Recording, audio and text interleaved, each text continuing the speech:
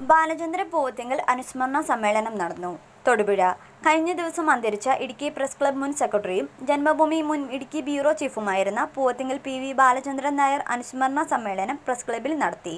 Senior journalist forum ജില്ലാ president Sasidharan Kandathil അധ്യക്ഷനായി. ജന്മഭൂമി മുൻ പത്രാധിപർ പി. നാരായണൻ മുഖ്യപ്രഭാഷണം നടത്തി. ജന്മഭൂമിയിൽ തനിക്കൊപ്പം തന്നെ പ്രവർത്തനം ആരംഭിച്ചയാളാണ് ബാലചന്ദ്രനെന്ന് അദ്ദേഹം പറഞ്ഞു. തൊടുപുഴ ലേഖകനായിട്ടായിരുന്നു തുടക്കം. പിന്നീട് ഇടുക്കി ജില്ല രൂപീകരിച്ചതോടെ ജില്ലാ ലേഖകനായി മാറി. ചുരുങ്ങിയ കാലം കൊണ്ട് മാധ്യമപ്രവർത്തകന്റെ പ്രത്യേക വ്യക്തിത്വം സ്ഥാപിച്ച അദ്ദേഹം വളർന്നു വന്നു. ഏതു കാര്യത്തിലും ഏറ്റവും മുൻപന്തിയിൽ നിൽക്കുന്ന ആളായിരുന്നു അദ്ദേഹമെന്നും പി. നാരായണൻ സ്മരിച്ചു. ദീപിക മുൻ associate editor T. C. Mathew, മുതിർന്ന മാധ്യമപ്രവർത്തകനായിരുന്ന K. K. Sivaraman, press club മുൻ പ്രസിഡന്റ് എം. എൻ. സുരേഷ് എന്നിവർ അനുസ്മരണ പ്രഭാഷണം നടത്തി. Press club secretary James Vattappillil, senior journalist forum ജില്ലാ സെക്രട്ടറി എം. ജെ. ബാബു എന്നിവർ സംസാരിച്ചു. ഇടുക്കി പ്രസ് ക്ലബ്ബും സീനിയർ ജേർണലിസ്റ്റ് ഫോറം ജില്ലാ കമ്മിറ്റിയും സംയുക്തമായാണ് അനുസ്മരണ ചടങ്ങ് സംഘടിപ്പിച്ചത്. Press club vice president M. Bileena, joint secretary P. K. Latheef, committee അംഗങ്ങളായ ഒ. ആർ. അനൂപ്, വിനോദ് കണ്ണോളിൽ എന്നിവർ നേതൃത്വം നൽകി.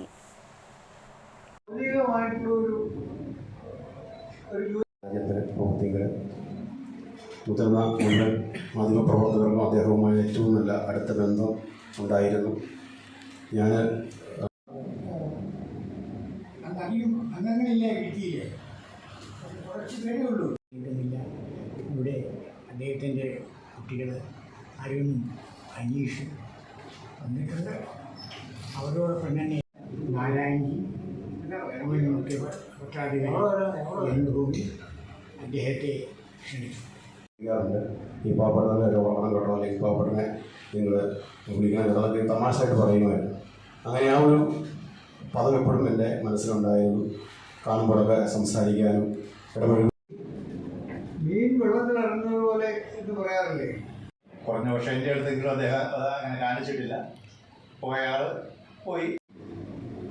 ഇടുക്കി ജില്ല രൂപീകരിച്ചപ്പോൾ ഇടുക്കി ജില്ലയുടെ സൂക്ഷിച്ച ഒരു പത്രപ്രവർത്തക സുഹൃത്താണ് എന്നെ സംബന്ധിച്ചിടത്തോളം ബാലചന്ദ്രൻ. തൊടുപുഴയിൽ വെച്ചിരിക്കും കുറച്ചൊക്കെ പരിചയപ്പെട്ടിരുന്നെങ്കിലും കാര്യമായ പരിചയം ഞങ്ങൾക്ക് ഉണ്ടായത് എറണാകുളത്തേക്ക് വരികയുമ്പോഴാണ്. ഞാനും അദ്ദേഹവും എറണാകുളത്ത് ഏകദേശം ഒരേ കാലഘട്ടത്തിൽ ജോലി ചെയ്തിട്ടുണ്ട്. അപ്പോൾ അങ്ങോട്ടോ ഇങ്ങോട്ടോ ഉള്ള യാത്രകളിലും അവിടെയുള്ള ചില സംസർഗങ്ങളിലുമൊക്കെ ഒരു നല്ല സുഹൃത്തായിട്ട്, നല്ല നാട്ടുകാരനായിട്ട് എനിക്ക് അനുഭവപ്പെട്ട വ്യക്തിയാണ്. മാധ്യമപ്രവർത്തകരും മുൻ മാധ്യമപ്രവർത്തകരും മാധ്യമ സുഹൃത്തുക്കളുമായിട്ടുള്ള നിങ്ങളെല്ലാവരും എത്തിച്ചേർന്നിട്ടുണ്ട്. തീർച്ചയായിട്ടും ഈ അദ്ദേഹത്തിനോടുള്ള ആ ഓർമ്മയാണ്, ആ ഓർമ്മയിലെ ഒരു സുഗന്ധമുണ്ടല്ലോ, ആ സുഗന്ധമാണ് നമ്മളെല്ലാവരെയും ഇവിടെ ഒരുമിച്ച് വരുത്തിയത്. അന്ന് ജെയിംസ് കണ്ടക്കലും അയ്യാരും ചന്ദ്രബാബു എല്ലാ അന്നധികം അംഗങ്ങളില്ല ഇടുക്കിയിൽ. അന്ന് കുറച്ച് പേരേ ഉള്ളൂ.